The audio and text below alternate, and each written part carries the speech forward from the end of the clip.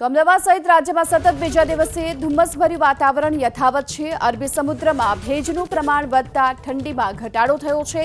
Western ડિસ્ટર્બન્સની અસરના કારણે જ બીજા દિવસે ધુમ્મસની ચાદર છવાઈ।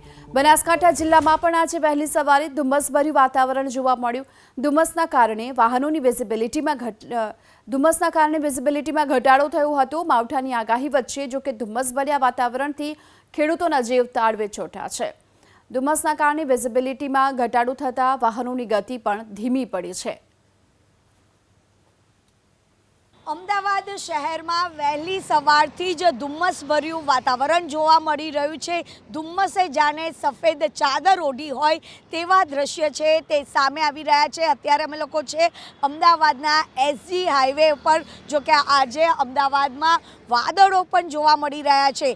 જો કે ગુજરાતમાં 26, 27 અને 28 ડિસેમ્બરે વરસાદની જે આગાહી છે તે આપવામાં આવી છે, કારણ કે અરબ સાગરમાં જે ટ્રફની રચના થઈ છે તેના કારણે વાતાવરણમાં જે પલટો છે તે આવ્યો છે અને અમદાવાદ શહેરમાં જાણે હિલ સ્ટેશન જેવું વાતાવરણ, જે ખુશનુમા વાતાવરણ બન્યું હોય તેવા દ્રશ્યો છે તે સામે આવી રહ્યા છે। ખાસ કરીને સૌરાષ્ટ્ર, કચ્છ, ઉત્તર ગુજરાત અને પૂર્વ ગુજરાતમાં આગામી 3 દિવસમાં વરસાદની જે આગાહી છે, હળવા વરસાદની જે આગાહી છે તે આપવામાં આવી રહી છે અને અરબી સમુદ્રમાંથી જે ભેજનું પ્રમાણ વધવાના કારણે રાજ્યના મોટા ભાગના શહેરોમાં ધુમ્મસભર્યું જે વાતાવરણ છે તે જોવા મળી રહ્યું છે અને લોકો અત્યારે આ ખુશનુમા વાતાવરણનો જે આનંદ છે તે લઈ રહ્યા છે।